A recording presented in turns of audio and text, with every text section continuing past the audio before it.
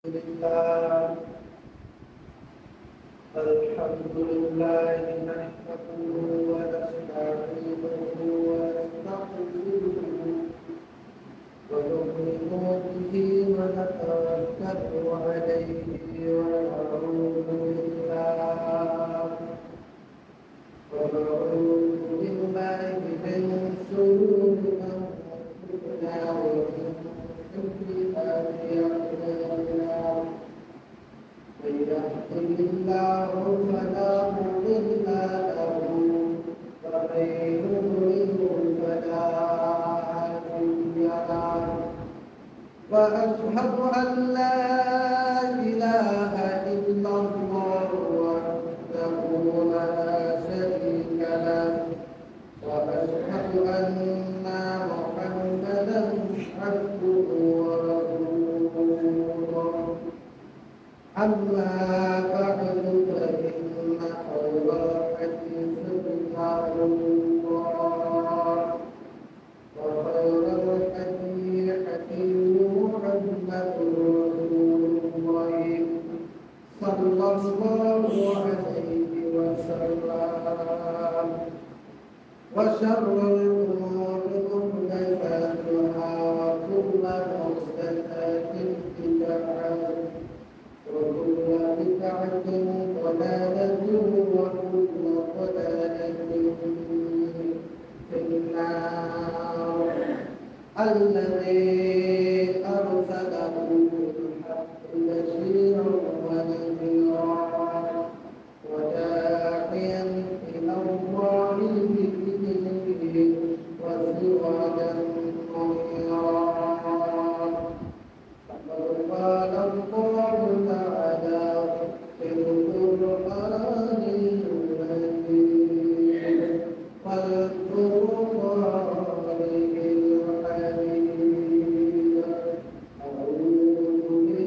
أعوذ بالله من الشيطان الرجيم بسم الله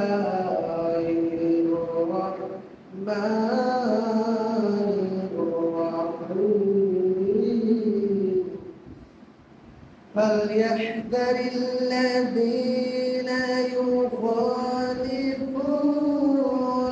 عن أمره أن تصيبهم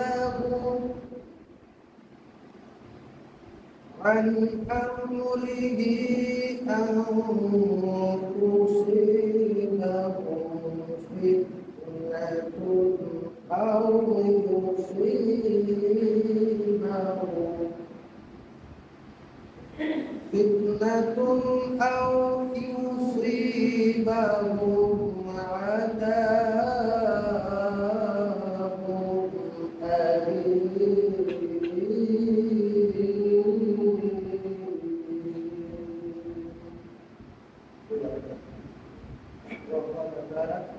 عن أبي هريرة رضي الله عنه قال قال رسول الله صلى الله عليه وسلم عن أبي هريرة رضي الله عنه رسول الله صلى الله عليه وسلم قال كل أمتي يدخلون الجنة إلا من أبى قيل ومن أبى قال ومن أتاني دخل الجنة ومن عصاني فقد أبى رواه البخاري ومسلم সম্মানিত উপস্থিতি সমস্ত প্রশংসা সে মহান আল্লাহ তাআলার জন্য যারা শেষ মেহেরবানকে আজ আমরা গুনাহগার বান্দা তার এই পবিত্র মসজিদ ঘরে উপস্থিত হতে পেরেছি সে মহান আল্লাহ তাআলার শুকরিয়া আদায় করছি সকল বলি আলহামদুলিল্লাহ দুরূদ ও সালাম বর্ষিত হোক বিশ্ব মানবতার মধ্যে জনাব মুহাম্মদ রাসূলুল্লাহ সাল্লাল্লাহু আলাইহি ওয়াসাল্লাম।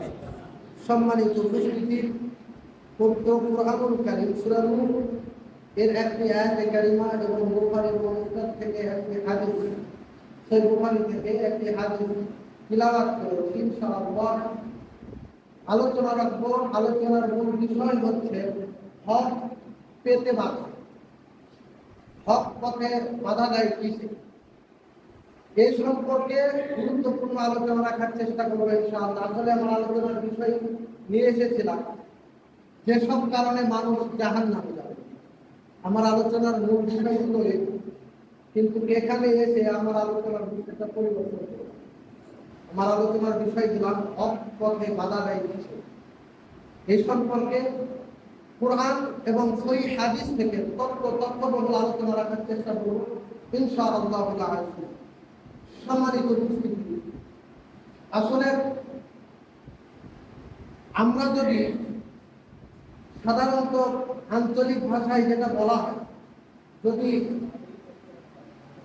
মাটির হাঁড়ি কিনতে যাই না, মাটির পাতিল যাকে বলা হয় গ্রাম্য ভাষায়, হাঁড়ি বা পাতিল যদি কিনতে চাই, তাহলে আপনি কিন্তু সরাসরি যে মাটির পাতিল নিয়ে দাম দিয়ে চলে আসবেন। আপনি কি করবেন? আমরা কি করি? আমরা যেটা দেখেছি এখন কমে গিয়েছে মাটির হাঁড়ি পাতিল। তবে আমরা যেটা দেখেছি, বাবার সাথে গিয়েছি, দাদার সাথে গিয়েছি, আগে দেখতাম দামাদামি করার আগে হাঁড়ির পাতিল উঠে আগে বাজিয়ে দেখতো যে ফাটা আছে না সমস্যা আছে, দেখতো না? আপনারাও দেখেছেন। ছোট বাচ্চারা বলতে পারবে না মাটির হাঁড়ি পাতিল কি করে কিনতে হবে, কিন্তু যারা বয়স্ক মানুষ রয়েছেন তারা জানেন যে মাটির হাঁড়ি পাতিল হলে কি করে কিনতে হয়। আগে উঠিয়ে বাড়ি দেয় যে কোনো সমস্যা আছে কি, যদি থাকে দেয়। ভালো করে বোঝার চেষ্টা করবে। আরেকটি বিষয় দেখুন, স্যান্ডেলের দোকানে গেলে খারাপ স্যান্ডেল কিন্তু দিতে যাবেন।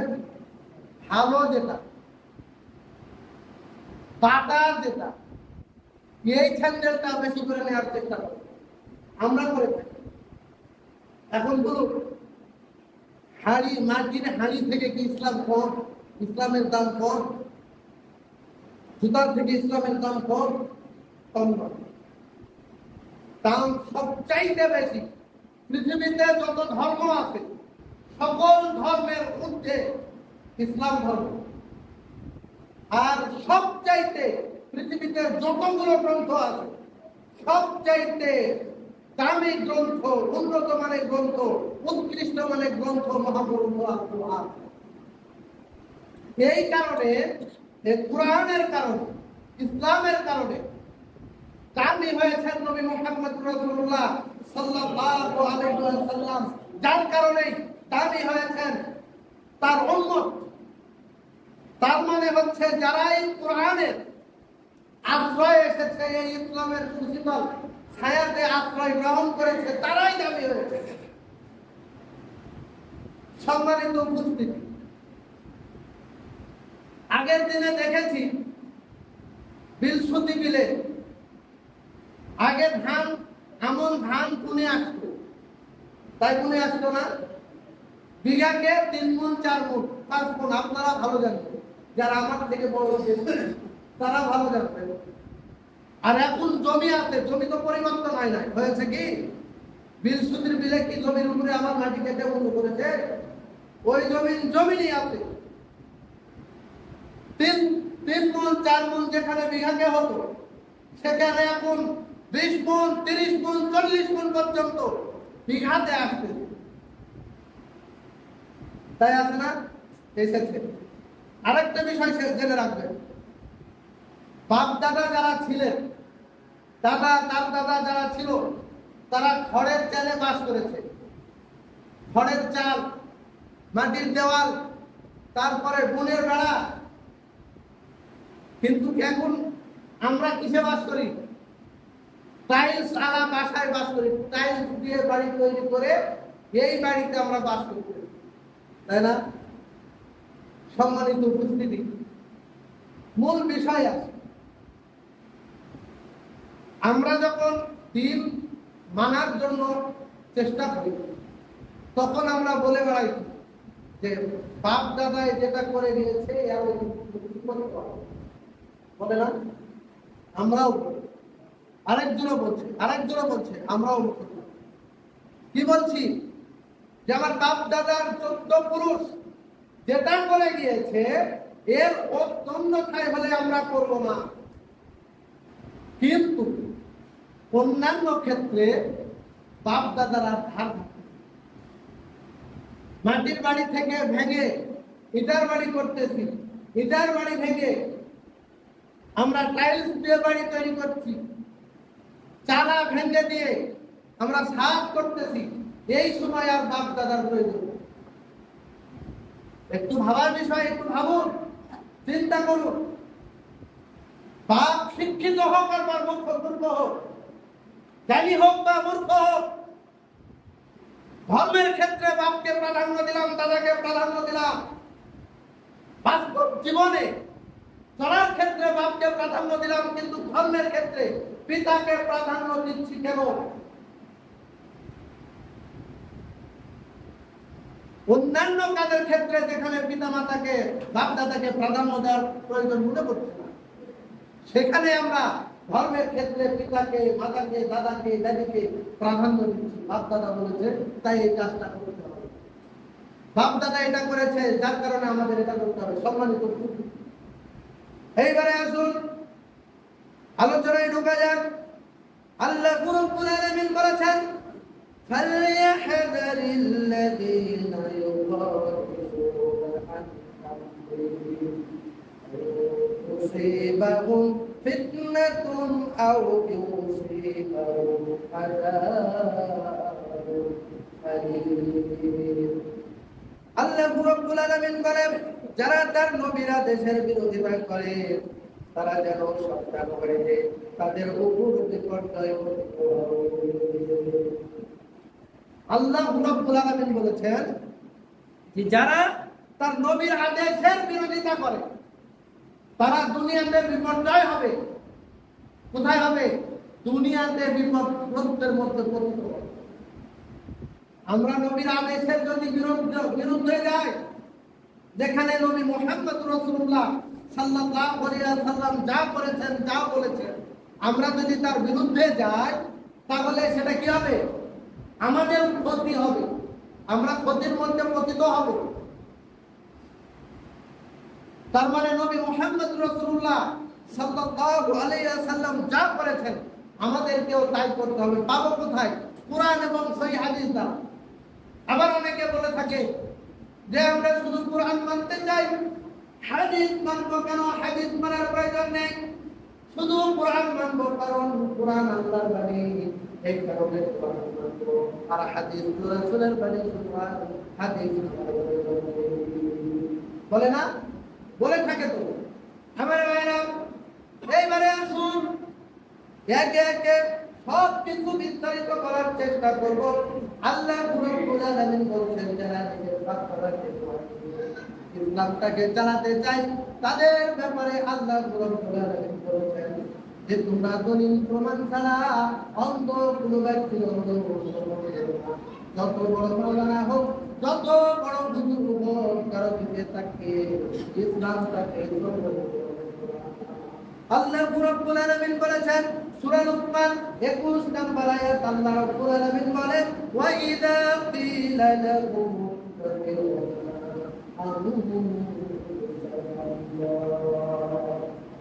আল্লাহ রাব্বুল আলামিন বলেছেন যারা ওই সব কথা বলে তাদেরকে লক্ষ্য করে আল্লাহ রাব্বুল আলামিন বলেন, ওয়া ক্বিলা লাহুম যখন তাদের বলা হয় তোমরা তার আনুগত্য করো যা আল্লাহ রাব্বুল আলামিন তোমাদের উপরে নাযিল করেছেন। কথা কি বুঝতে পারতেছেন? আল্লাহ রাব্বুল আলামিন বলছেন, ওয়া ইযা ক্বিলা লাহুম ইত্তাবিউ মা আনজালাল্লাহ, তোমরা তার অনুসরণ করো, যা তার অনুসরণ করো, তার আনুগত্য করো যা তোমাদের উপরে অবতীর্ণ হয়েছে। এখন বলুন আমাদের উপরে কি অবতীর্ণ হয়েছে? শুধু কি কোরআন আমাদের উপরে অবতীর্ণ হয়েছে? জি না, হাদিসও আমাদের উপরে অবতীর্ণ হয়েছে। কারণ আল্লাহ নবী জনাবে মুহাম্মদ রাসূলুল্লাহ সাল্লাল্লাহু আলাইহি ওয়াসাল্লামের উপরে শুধু কোরআন অবতীর্ণ হয় নাই, হাদিসও অবতীর্ণ হয়েছে। নবী মুহাম্মদ রাসূলুল্লাহ সাল্লাল্লাহু আলাইহি ওয়াসাল্লাম নিজের থেকে কোনো কথা বলেননি, যা বলেছেন ওহীর মাধ্যমেই বলেছেন, যা করেছেন ওহীর মাধ্যমে, ওহীর আদেশ যখন হয়েছে তখন সেই ওহীর আদেশ অনুযায়ী তিনি সেই কাজ করেছেন। অন্যথায় নিজের থেকে তিনি বানিয়ে কোনো কথা বলেননি। তার মানে আল্লাহ রাব্বুল আলামিন বললেন তোমার উপরে যা নাযিল করা হয়েছে তা অনুসরণ করো। ওহী দুই প্রকার, একটা হচ্ছে কোরআন, আরেকটি হচ্ছে হাদিস। তার মানে ওহী মাতলুব আর ওহী গায়রে মাতলুব। ওহী মাতলুব যেটা সেটা হচ্ছে কোরআন, ওহী মাতলুব পঠিতব্য, যার অর্থ আছে পঠিতব্য, বেশি বেশি পঠিতব্য, কোরআনকে বেশি বেশি পড়তে হবে। তার মানে হচ্ছে ওহী মাতলুবটা হচ্ছে নবী মুহাম্মদ রাসূলুল্লাহ সাল্লাল্লাহু আলাইহি ওয়াসাল্লামের উপরে বিভিন্ন ঘটনার পরিপ্রেক্ষিতে সরাসরি জিবরাইল আলাইহিস সালামের মাধ্যমে মুমিনদেরকে সতর্ককরণ, সুদ থেকে বিরত থাকা এমনটি এসেছে। হে নবী, ওদেরকে জানিয়ে দাও, আবার এখানে তোমরা সুদ খেও না, আবার এখানে তোমরা সুদ খেও না। আবার রাসূলুল্লাহ সাল্লাল্লাহু আলাইহি ওয়াসাল্লাম তুমি তোমার উম্মতদেরকে সতর্ক করে দাও। আবার বলেছেন আমার বান্দাদেরকে দাও। আবার বলেছেন তোমরা জেনা করো না। আবার এইভাবে আবার বলেছেন তোমরা পরের সমালোচনা করো না। এইভাবে আল্লাহ রাব্বুল আলামিন দীর্ঘ 23 বছর ধরে বিভিন্ন ঘটনা জিবরাইল আলাইহিস সালাম সাল্লাল্লাহু আলাইহি ওয়াসাল্লামের উপরে কোরআন এর নাম হচ্ছে ওহী মাতলু। আরেকটি হচ্ছে ওহী গায়রে মাতলু, সেটা হচ্ছে হাদিস, সেটা হচ্ছে অপঠিতব্য। ওহী মাতলু যেটা, সেটা দ্বারা সালাত আদায় করতে হয়, আর ওহী গায়রে মাতলু যেটা, সেইটা দ্বারা সালাত আদায় হয় না। কারণ এটা হচ্ছে কোরআনের ব্যাখ্যা। কোরআনের ব্যাখ্যা যদি বুঝতে চান তাহলে হাদিসের প্রয়োজন আছে। হাদিস ছাড়া কোরআন বোঝা অসম্ভব। হাদিস ছাড়া কেউ কোরআন বুঝতে পারবে না। আমার ভাইরা, আল্লাহ রাব্বুল আলামিন বলেছেন মা ইয়ানতিকু আনিল হাওয়া ইন হুয়া ইল্লা ওয়াহয়ুন ইউহা। আমার নবী নিজের থেকে কোনো কথা বলেন না।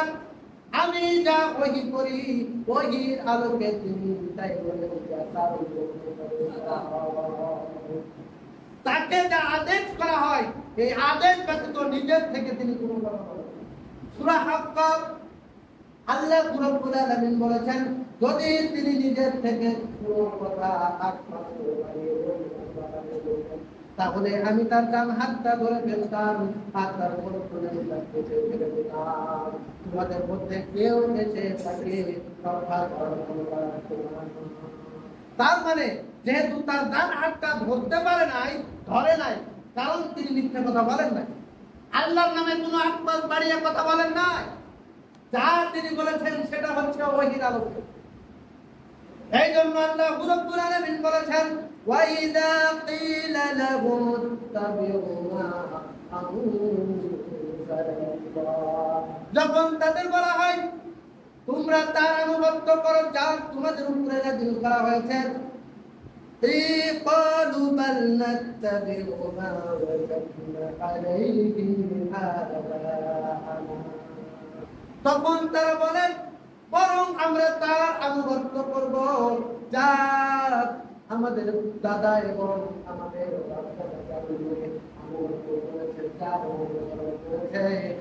বরং আমরা তার আনুগত্য করব। ওই যে আগে বললাম যারা বাপ দাদাকে ধরে এখনো বসে আছে তাদের ব্যাপারে আল্লাহ জানে। তাই তো আল্লাহ সুবহানাহু ওয়া তাআলা কুরআনুল কারীমে সুন্দর করে লিখে দিয়েছেন যে এই ধরনের লোক তোমাদের নিকটে তোমাদেরকে বিভ্রান্ত করার জন্য তোমাদের নিকটে রয়েছে, তোমাদের নিকটে থাকবে কিয়ামত পর্যন্ত থাকবে। আপনি আপনার পিতার কথা শুনে আপনি আমল করবেন, তার দলিল থাকতে হবে না, কোরআনে থাকতে হবে না, হাদিসে থাকতে হবে না, শুধু আমল করবেন আর সেই আমল আল্লাহ গ্রহণ করবে।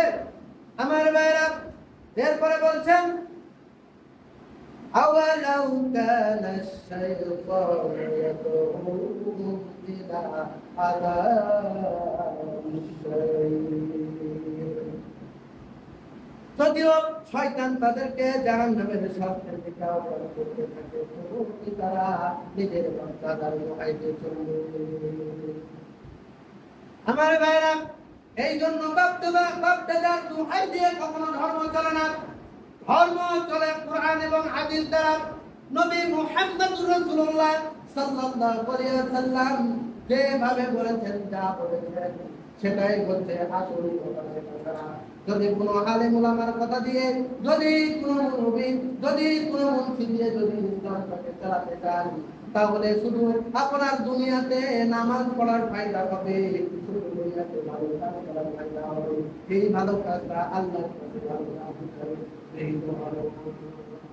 কখনোই গৃহীত হবে না। কারণ আমি যে আমল করব, এই আমলটা কোরআন ভিত্তিক, হাদিস ভিত্তিক হতে হবে। যদি কোরআন ভিত্তিক, হাদিস ভিত্তিক যদি না হয়, তাহলে আমার ওই আমল মূলত আমলই নয়। আমার ভাইরা, একটু আগে বললাম, আমরা অনেকে বলে থাকি যে আমরা শুধু কোরআন মানব, আমরা হাদিস মানতে রাজি নই। বলুন তো, আল্লাহ রাব্বুল আলামিন এই যে আযান দেওয়ার কথা বলা হলো, আযান যে ভিতর থেকে দিয়েছে, পৃথিবীর বুকে নবী মুহাম্মদুর রাসূলুল্লাহ সাল্লাল্লাহু আলাইহি ওয়াসাল্লাম থেকে, সাহাবায়ে কেরাম থেকে একটি হাদিস কেউ পৃথিবীর বুকে দেখাতে পারবে না, বলতে পারবে না, জানতে পারবে না। আমার বড় ভাইজান রয়েছেন, তারপরে হাদিসদের পড়ার জন্য আব্দুল ভাই অথবা হাদিস দিয়ে পড়েছেন। আমার ভাইরা, তাকেও জিজ্ঞাসা করবেন, আজ পর্যন্ত পৃথিবীর কোনো আলেম ওলামা বলতে পারে নাই যে নবী মুহাম্মদুর রাসূলুল্লাহ সাল্লাল্লাহু আলাইহি ওয়াসাল্লামের জামানায় রাসূল সাল্লাল্লাহু আলাইহি ওয়াসাল্লাম মিম্বারে খুতবা দেওয়ার জন্য বসেছেন, আর মুয়াজ্জিন বিলাল রাদিয়াল্লাহু তাআলা তার সম্মুখ থেকে তার কাজ থেকে এইরকম দলিল, এইরকম হাদিস একটি হাদিসও দেখাতে পারবে না।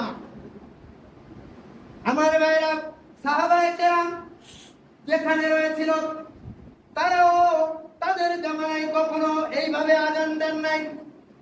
বরং রাসূল সাল্লাল্লাহু আলাইহি ওয়াসাল্লাম সাহাবায়ে কেরাম যে যখন যে দায়িত্বে এসেছিল, যখন মিম্বারে বসেছে, মিম্বারে তখন বরাবর মসজিদের বাহির থেকে জুমার খুতবাতে একটি আযান দিয়েছে, মসজিদের বাহির থেকে, ভিতর থেকে নয়। আমি মানবো না কেন? আমার যে বাপদাদা, আমার বাপদাদা ভিতর থেকে অনেক দিন থেকে পালন করে আসতেছে, আমি মুনাজাত করে আসতেছি, এই মুনাজাতের দলিল তো থাকতে হবে। শুধু আমি 5 ওয়াক্ত সালাতের পর সম্মিলিত মুনাজাত করবো, অথচ হাদিসে থাকবে না। আর যদি আমি এইটাকে ভালো আমল মনে করে সম্মিলিত মুনাজাত করি, তাহলে আমাদের সমস্ত আল্লাহ রাব্বুল আলামিন পবিত্র কোরআনুল কারীম সূরা হাসর 7 নম্বর আয়াত, আল্লাহ রাব্বুল আলামিন বলেছেন, আল্লাহ রাব্বুল আলামিন বলেছেন যে তোমরা আমার আনুগত্য করো, আল্লাহর আনুগত্য, আমার রাসূল জানিয়েছেন তা আনুগত্য করো, এবং আমার রাসূল যা নিষেধ করেছেন তা নিষেধ করো। আর তোমরা তোমাদের আমলটাকে বরবাদ করো না। ওয়া মা আতাকুমুর রাসূল ফাকুলু ওয়া মা নাহাকুম আনহু ফান্তাহু। আমার রাসূল যা দিয়েছেন তা তোমরা গ্রহণ করো, আমার রাসূল যা থেকে নিষেধ করেছেন তা থেকে তোমরা বিরত থাকো। এর অন্যথায় যদি হয়, তাহলে ওয়ালা তাউতিলু আমালাকুম, তোমাদের আমলটাকে বাতিল করে দিও না। এই কথা কেন বললেন? তার মানে রাসূল সাল্লাল্লাহু আলাইহি ওয়াসাল্লামের দেখানো পথে, রাসূল সাল্লাল্লাহু আলাইহি ওয়াসাল্লামের অনুসরণে যদি না হয়, তাহলে সেই আমল বাতিল হয়ে যাবে। আমরা যদি শুধু হাদিসের উপর আমল করতে না চাই, শুধু কোরআনের উপরে যদি আমল করতে চাই, তাহলে এই আয়াতটা কি করে বর্ণনা করে দিবে একটু ভাবুন তো। সূরা মাইদা 6 নম্বর আয়াত, ইয়া আইয়ুহাল্লাযীনা আমানু ইযা কুনতুম ইলা সালাতি ফাগসিলু উযুহাকুম ওয়া আইদিয়াকুম ইলাল মারাফিক ওয়া আমসাহু বিরুসাকুম বিরুসাকুম ওয়া আরজুলাকুম ইলাল কা'বাইন। আল্লাহ রাব্বুল আলামিন বলেছেন, হে ঈমানদারগণ, যখন তোমরা সালাতের জন্য প্রস্তুতি নেবে, তখন তোমরা তোমাদের মুখমণ্ডল ধৌত করো আল্লাহ বললেন ওযু করার জন্য তোমাদের মুখমণ্ডল ধৌত করো, এরপরে তোমাদের হাতের কনুই পর্যন্ত ধৌত করো, এরপরে তোমরা মাথা মাথায় করো, এরপরে পায়ের গন্ডি পর্যন্ত ধৌত করো। যারা বলে, আমার প্রশ্ন হচ্ছে, যারা বলে আমরা শুধু কোরআন মানবো, হাদিস মানবো, এই ধরনের যারা উক্তি করে, যারা এই ধরনের কথা বলে, তাদের কাছে আমার প্রশ্ন, আল্লাহ রাব্বুল আলামিন যখন তুমি সালাতের জন্য দণ্ডায়মান হবে, তখন আগে তোমার মুখমণ্ডল হবে, তাহলে তুমি ওযু করার জন্য যখন কথা বুঝতে পারছেন? কথা কি বোঝা যাচ্ছে না আমার? একটু মাথা নাড়বেন, কথা কি বুঝতে পেরেছেন? আল্লাহ তাআলা বললেন যখন তুমি ওযু করবা তখন আগে মুখমণ্ডল ধুত করো। আমরা যখন ওযু করতে বসি আমাদের হাতের কবজি পর্যন্ত ধুই কেন? তারপরে মুখে পানি দেই কেন? নাকে পানি দিই কেন? কানে পানি দিই কেন? এগুলো তো আপনি কোরআনে কোথাও পাবেন না। তার মানে কি কোরআনের পাশাপাশি হাদিস, কোরআনকে বুঝতে হলে হাদিসের প্রয়োজন আছে। আপনি কোরআন যখন বলতে যাবেন, আপনি নিজের কোরআন বলতে যাবেন, তাহলে আপনি বুঝতে পারবেন না। নিজের মতো করে যদি ব্যাখ্যা করতে চান তাহলে অবশ্যই বলবেন, আমল বরবাদ হয়ে যাবে। নবী মুহাম্মদুর রাসূলুল্লাহ সাল্লাল্লাহু আলাইহি ওয়াসাল্লাম এর সাহাবাগণ যেভাবে কোরআন বুঝেছেন, যেভাবে কোরআন শিক্ষা করেছেন, যেভাবে ব্যাখ্যা করেছেন, সাহাবায়ে কেরামের ব্যাখ্যা অনুযায়ী যদি কোরআন যদি না বুঝেন তাহলে আমাদের আমল আল্লাহ রাব্বুল আলামিন বললেন, আমার বান্দারা তোমরা আগে যখন সালাতের জন্য দাঁড়াবা তখন তোমরা মুখমণ্ডল ধুত করো। আমরা হাতের কবজি পর্যন্ত আর হাতের কবজি কারণ রাসূল সাল্লাল্লাহু আলাইহি ওয়াসাল্লাম যখন ওযু করতে বসেছেন তখন তিনি আগে হাতের কবজি ধুয়েছেন, হাতের কবজি হাতের আঙ্গুলগুলো খেলাল করেছেন, তারপরে মুখে পানি দিয়েছেন, মুখ খেলাল করেছেন, দাঁত খেলাল করেছেন, তারপরে নাকে পানি দিয়েছেন, নাক খেলাল করেছেন, তারপরে হাতের কনুই পর্যন্ত, তারপরে মুখমণ্ডল ধুত করেছেন। কিন্তু দাড়ি খেলাল করা আপনি কোরআনে পাবেন না। কোথায় পাবেন? হাদিসে পাবেন। নবী মুহাম্মদ রাসূলুল্লাহ সাল্লাল্লাহু আলাইহি ওয়াসাল্লাম বলেছেন, যখন তোমরা মুখমণ্ডল ধোয়া শেষ হবে তখন তুমি এক চুল পানি নিয়ে দাড়ির নিচে তুমি দাও, কারণ আল্লাহ নবী বলছেন আমি এক চুল পানি চুলের নিচে দেওয়ার জন্য আল্লাহ রাব্বুল আলামিনের পক্ষ থেকে আদেশ করেছি। এখন আপনি যদি বলেন বাপদাদার 14 পুরুষ থেকে আমি তো কোনোদিন দাড়ি ছুটতে নিতে তো পানি দিই নাই, এখন কেন পানি দিব? এই হাদিস আমি মানি না। এই কথা যদি আপনি বলেন, আজকে আমার কাছ থেকে লিখে নিয়ে যান।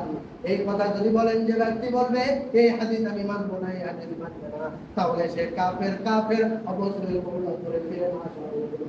যদি সে মৃত্যুবরণ করে তাহলে অবশ্যই সে জাহান্নামে যাবে। এই সন্দেহে জাহান্নামে যাবে। তার মানে রাসূল সাল্লাল্লাহু আলাইহি ওয়াসাল্লামের হাদিসকে যদি কেউ অস্বীকার করে তাহলে নির্দ্বিধায় সে কাফের। রাসূলের হাদিসকে অস্বীকার করেছে। আমি যে আয়াতটি পড়েছি, যারা রাসূল সাল্লাল্লাহু আলাইহি ওয়াসাল্লামের আদেশের বিরুদ্ধাচরণ করে, তার মানে আপনি যখন কোনো দলিল পাবেন, দলিল যে রাসূল সাল্লাল্লাহু আলাইহি ওয়াসাল্লাম এই আমলটি করেছে, আপনি নির্দ্বিধায় নিঃসংকোচে ওই হাদিসটাকে মেনে নিতে আপনি বাধ্য। যদি জান্নাতি প্রত্যাশী হন, নবীর সুপারিশ যদি পাওয়ার আশা থাকে, তাহলে সেইটাকে মেনে নিতে আমরা বাধ্য। আল্লাহ রাব্বুল আলামিন বলেছেন, ওয়া মা আতাকুমুর রাসূলু ফাখুযুহু, আমার রাসূল যা দিয়েছেন তাই গ্রহণ করো। আল্লাহ কিন্তু বললেন না যে আমি যা দিয়েছি তা গ্রহণ করো। এই কথা তিনি বলেননি। প্রত্যেকে বাংলা পড়া জানেন, এখন তো বাংলা কোরআন রয়েছে। আপনি অর্থটা সূরা হাসর 7 নম্বর আয়াত, এই 7 নম্বর আয়াতের অর্থটা দেখে নেবেন। আল্লাহ তাআলা বলছেন যে আমার রাসূল যা দিয়েছেন তা গ্রহণ করো। আমার রাসূল থুতনির নিচে এক চুল পানি দেওয়ার জন্য রাসূল আদেশ করেছেন, আপনাকেও সেটা পালন করতে হবে। সুতরাং হাদিস অনুযায়ী আমাদের চলতে হবে, কোরআন অনুযায়ী হাদিস অনুযায়ী। আল্লাহ রাব্বুল আলামিন বলেছেন সূরা আল ইমরান 31 নম্বর আয়াত, কুল ইন কুনতুম তুহিব্বুনাল্লাহ ফাত্তাবিউনি ইউহিব্বুকুমুল্লাহ আল্লাহ রাব্বুল আলামিন বলছেন, হে নবী আপনি বলে দিন যদি তোমরা আল্লাহকে ভালোবাসতে চাও তাহলে আমার অনুসরণ করো। নবীকে ভালোবাসা নয় বরং নবীর অনুসরণ করতে হবে। আল্লাহ নবী বললেন যদি তোমরা আল্লাহকে ভালোবাসতে চাও তাহলে আমার অনুসরণ করো, আল্লাহ তোমাদের ভালোবাসবে। বুঝতে পারেননি? অনুসরণ করবেন কি দিয়ে? শুধু ভালোবাসা দিয়ে অনুসরণ হয় না, অনুসরণ করতে হবে, অনুকরণ করতে হবে নবী মুহাম্মদ সাল্লাল্লাহু আলাইহি ওয়াসাল্লাম যে আমলটা যেভাবে করেছেন ওই আমলটা ওইভাবে করার নাম হচ্ছে অনুসরণ, অনুকরণ। নবী মুহাম্মদ রাসূলুল্লাহ সাল্লাল্লাহু আলাইহি ওয়াসাল্লামের বিশিষ্ট সাহাবী হযরত ওমর রাদিয়াল্লাহু তাআলা আনহু একদিন তার সঙ্গী সাথীদেরকে নিয়ে তিনি সফরে যাচ্ছেন খোলা ময়দান, অথচ নবী মুহাম্মদ রাসূলুল্লাহ সাল্লাল্লাহু আলাইহি ওয়াসাল্লামের বিশিষ্ট সাহাবী দ্বিতীয় পরিবার হযরত ওমর রাদিয়াল্লাহু তাআলা আনহু তিনি একটু হেলে রাস্তার পাশ কেটে তিনি গেলেন। একজন সাহাবা বললেন, হে আমিরুল মুমিনিন, তারপরেও এখানে সমান জায়গা, সমতল জায়গা, অথচ আপনি এখান থেকে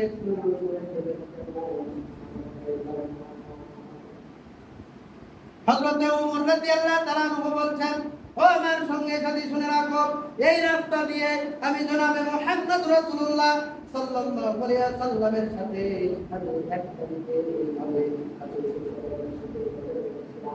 সফরে যেতে গিয়ে দেখি এখানে একটি বৃক্ষ ছিল, এই বৃক্ষের একটি ডাল রাস্তার উপর দিয়ে পড়েছিল। রাসূলুল্লাহ সাল্লাল্লাহু আলাইহি ওয়াসাল্লাম তারপরে ডালটা পার হয়ে তিনি চলে গেলেন। আসলে গাছ কোনায় কিন্তু আমার নবী মুহাম্মদ রাসূলুল্লাহ সাল্লাল্লাহু আলাইহি ওয়াসাল্লাম সুবহানাল্লাহ বলতে কি ইচ্ছা করছে না? আমার ভাইরা, নবী মুহাম্মদ রাসূলুল্লাহ সাল্লাল্লাহু আলাইহি ওয়াসাল্লামের অনুসরণের নাম এটা। আবার আমরা বলে থাকি আহারে অমুক জায়গায় মুনাজাত হয়, অমুক জায়গায় এই হয়, অমুক জায়গায় শেষ হয়, অমুক জায়গায় বাইতুল মুকাররমে এইভাবে চললে দেখাচ্ছে, এইভাবে সকলকে নিয়ে মুনাজাত করছে। তাহলে আমরা করবো না কেন? এই জায়গায় অমুক হচ্ছে, সেই জায়গায় তমুক হচ্ছে, তাহলে আমরা অমুক করবো না কেন? আল্লাহ রাব্বুল আলামিন এদের ব্যাপারে বলেছেন,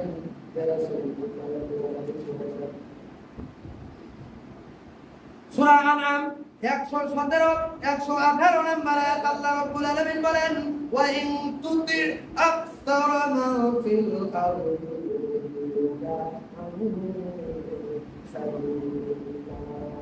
হে নবী যদি তুমি দুনিয়ার অধিকাংশ লোকের কথা মতো চলো তবে তারা তোমাকে আল্লাহর পথ থেকে, তার মানে আল্লাহ তাআলা নবী মুহাম্মদ রাসূলুল্লাহ সাল্লাল্লাহু আলাইহি ওয়াসাল্লামকে লক্ষ্য করে বলছেন, হে নবী যদি তুমি অধিকাংশ লোকের অনুসরণ করো তাহলে তোমাকে আল্লাহর পথ থেকে সরিয়ে দেওয়ার চেষ্টা করবে, বিচ্যুত করবে। এখন আমরা যদি বলি 10 যেদিক 10 সেদিক, এই কথা যদি বলি তাহলে আমাদের ভুল হবে কিনা?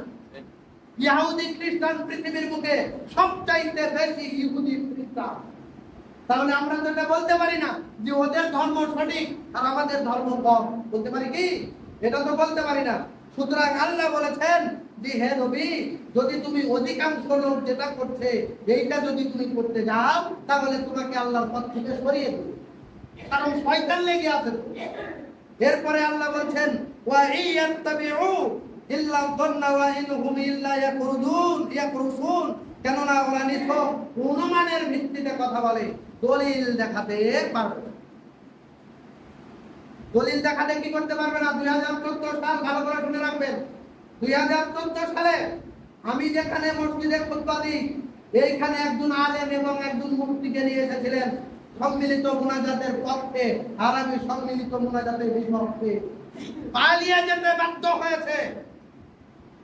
সম্মানিত উপস্থিতি, সুতরাং ধর্ম চলবে আল্লাহর রাসূল সাল্লাল্লাহু আলাইহি ওয়াসাল্লাম যেমনটি করে গিয়েছেন তেমনটি আল্লাহর রাসূলের নীতি অনুযায়ী চলতে পারবো, কোনো মানুষের তৈরি করা ধর্ম দিয়ে নয়। সুতরাং বাপ দাদার ধর্মকে পরিত্যাগ করে নবী মুহাম্মদ রাসূলুল্লাহ সাল্লাল্লাহু আলাইহি ওয়াসাল্লাম যা দিয়েছেন এইটা আমরা গ্রহণ করি। তিনি যা থেকে বিরত থাকতে বলেছেন আমরা তা থেকে বিরত থাকার চেষ্টা করি। আল্লাহ রাব্বুল আলামিন আমাদেরকে কবুল ও মঞ্জুর করে নিন। সকলে বলি আল্লাহুম্মা আমিন।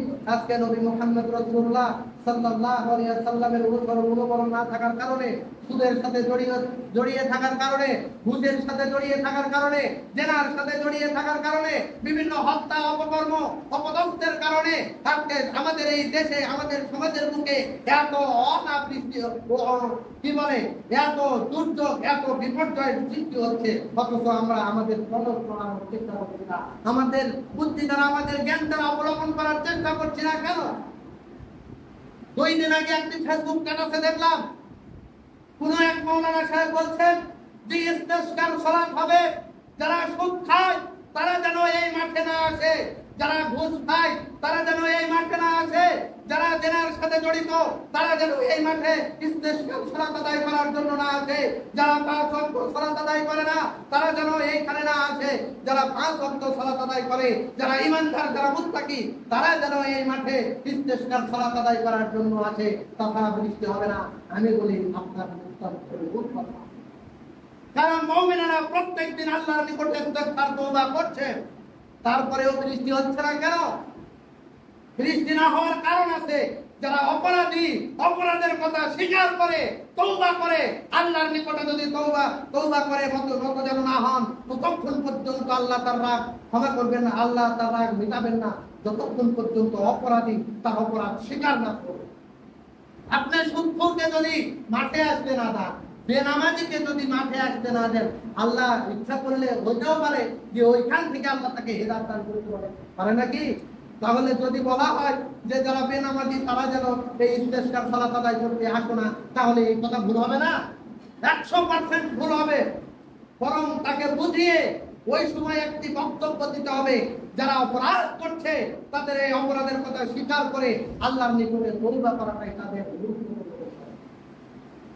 আমার ভাইরা, রাসূল সাল্লাল্লাহু আলাইহি ওয়াসাল্লামের যেহেতু সময় শেষের দিকে, রাসূল সাল্লাল্লাহু আলাইহি ওয়াসাল্লামের 3 জন বনি ইসরাইলের 3 জন ব্যক্তি ওই যে রাস্তা দিয়ে যেতে যখন গর্তের মধ্যে পড়ে গেল, তখন একজনে বলছে যে আমরা নিজের অপরাধকে আল্লাহর নিকটে স্মরণ করিয়ে দিয়ে আল্লাহর নিকটে আমরা ক্ষমা চাই, অবশ্যই আল্লাহ আমাদেরকে ক্ষমা করে দিয়ে পাপের সরিয়ে দিবে।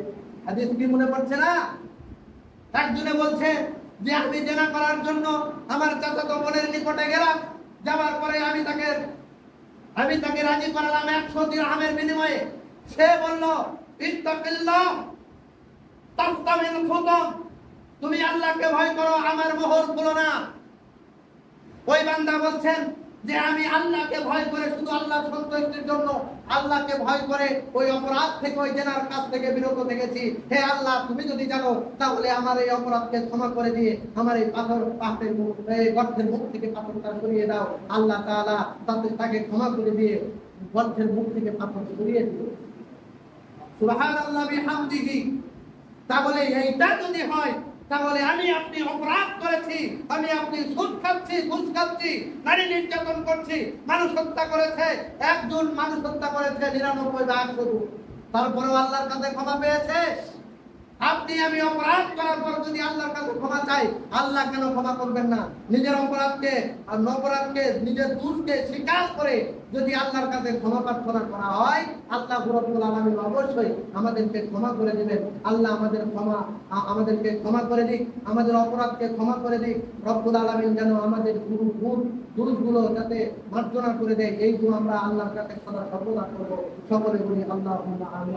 আল্লাহ তাআলা আমাদের ইবাদত বন্দেগী নবী মুহাম্মদ রাসূলুল্লাহ সাল্লাল্লাহু আলাইহি ওয়াসাল্লামের রীতি অনুযায়ী অনুসরণের ভিত্তিতে যাতে আমাদের ইবাদত বন্দেগী হয়। এবং বিশেষ করে আমি আপনাদেরকে বলবো, যেহেতু নবী মুহাম্মদ রাসূলুল্লাহ সাল্লাল্লাহু আলাইহি ওয়াসাল্লামের নীতি অনুযায়ী রাসূল সাল্লাল্লাহু আলাইহি ওয়াসাল্লামের সাহাবায়ে কেরাম, রাসূল সাল্লাল্লাহু আলাইহি ওয়াসাল্লাম সহ কখনো তিনি মসজিদের ভিতরে আযান দেন না, অন্তত বিশেষ করে জুমার দিনে। আপনারা এই আমলটা করার চেষ্টা করবেন যে ইমাম সাহেব যখন মসজিদের মিম্বারে উঠবে, তখন যেন মুয়াজ্জিন বাইরে থেকে খালি মুখে হোক অথবা মাইকে হোক, একটু বাইরে আগে নেওয়ার চেষ্টা করবেন। যেহেতু রাসূল সাল্লাল্লাহু আলাইহি ওয়াসাল্লামের সুন্নাত আজকে আমরা জানলাম, আল্লাহ যেন আমাদেরকে পালন করার তৌফিক দান করে। সকলে বলি আল্লাহুম্মা আমিন। আল্লাহ তাআলা আমাদের বিপদ মুসিবত দূর করে দিক এবং রহমতের বৃষ্টি দ্বারা আমাদেরকে আল্লাহ তাআলা রহমতের বৃষ্টি এবং বরকত দ্বারা আমাদের ঘেরাও করে দিক। সকলে বলি আল্লাহুম্মা আমিন। এই দোয়া দেওয়া রেখেই আমার সংক্ষিপ্ত বক্তব্য শেষ করছি। সুবহানাকাল্লাহুম্মা ওয়া বিহামদিকা আশহাদু আল্লা ইলাহা ইল্লা আনতা আস্তাগফিরুকা ওয়া আতুবু ইলাইক।